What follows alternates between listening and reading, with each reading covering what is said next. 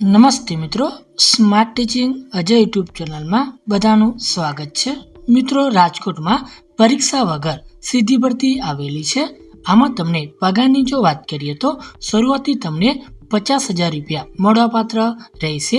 આ ભરતીની મિત્રો આપણે સંપૂર્ણ માહિતી આ વિડીયોમાં જોવાના છીએ, તો તમારે અંત લગી જોડાઈ રહેવાનું છે।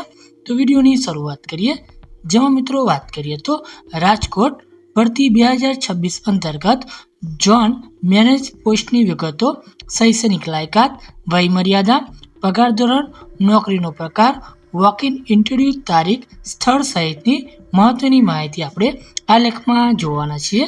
રાજકોટ ઝોન મેનેજમેન્ટ એટલે કે UWM રિક્વાયરમેન્ટ રાજકોટ પ્રાદેશિક કમિશનર નગરપાલિકાઓ કચેરી રાજકોટ ઝોન દ્વારા ઝોન મેનેજમેન્ટ UWMની જગ્યા કરાર આધારિત ભરવા માટે ભરતીની જાહેરાત બહાર પાડવામાં આવેલી છે। એટલે કે મિત્રો, આ જે ભરતી છે એ કરાર આધારિત ભરવામાં આવશે। આ પોસ્ટ માટે લાયક ઉમેદવાર પસંદ કરવા માટે સંસ્થાએ વોક ઇન ઇન્ટરવ્યુનું આયોજન કરવામાં આવેલું છે। ત્યારબાદ મિત્રો આપણે શૈક્ષણિક લાયકાતની જો વાત કરીએ તો ઉમેદવારે જે BTech civil environment mechanical water રિસોર્સની ડિગ્રી કરેલી હોવી જોઈએ। ડિગ્રી મેળવ્યા બાદનો 2 વર્ષનો અનુભવ પણ તમારી પાસે હોવો જરૂરી છે। જો મિત્રો તમે આ લાયકાત ધરાવતા હોય તો તમે મિત્રો અરજી કરી શકશો। ત્યારબાદ આપણે પગાર ધોરણની વાત કરી તે પ્રમાણે આ પોસ્ટ ઉપર પસંદ પામેલા ઉમેદવારોને રૂપિયા 50,000 પ્રતિ માસ ફિક્સ પગાર તમને મળવાપાત્ર રહેશે। ત્યારબાદ આપણે સંસ્થાની મિત્રો વાત કરીશું તો પ્રાદેશિક કમિશનર નગરપાલિકાઓ કચેરી પોસ્ટ તો ઝોન મેનેજમેન્ટ UWM પોસ્ટની વિગત તો મિત્રો એક જગ્યા ઉપર આ ભરતી થવાની છે। નોકરીનો પગાર તો 11 માસના કરાર આધારિત એપ્લિકેશન મોડ તો મિત્રો તમારે વોક ઇન ઇન્ટરવ્યુમાં હાજર રહેવાનું થશે। ઇન્ટરવ્યુની તારીખ છે મિત્રો 31 ઓગસ્ટ 2026।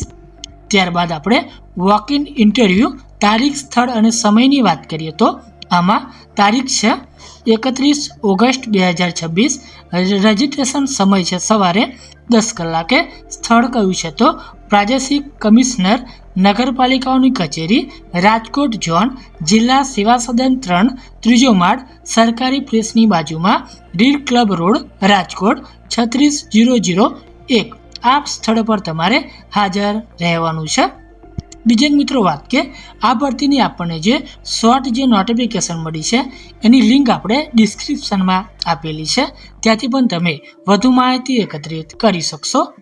ત્યારબાદ આપણે ઉમેદવારોએ શું ધ્યાન રાખવું તો ઉમેદવારોએ વોક ઇન ઇન્ટરવ્યૂ સમયે અસલ તથા એક નકલમાં જન્મ પ્રમાણપત્ર, સ્કૂલ લિવિંગ સર્ટિફિકેટ, શૈક્ષણિક લાયકાતના પ્રમાણપત્રો, અનુભવના પ્રમાણપત્રો, ઓળખનો પુરાવો, પાસપોર્ટ સાઇઝનો ફોટોગ્રાફ સહિતના જરૂરી દસ્તાવેજો લઈને આપેલા સ્થળે નક્કી કરેલી તારીખ અને સમયે તમારે પહોંચવાનું રહેશે। આ વિડીયો તમને ઉપયોગી થયો હોય તો તથા આવી જ અવનવી અપડેટ મેળવવા માટે વિડીયોને લાઇક તથા ચેનલને સબસ્ક્રાઇબ કરી લેવાની છે। ફરી મળીશું એક નવા જ વિડીયોમાં, ત્યાં લગી જય હિન્દ, જય ભારત।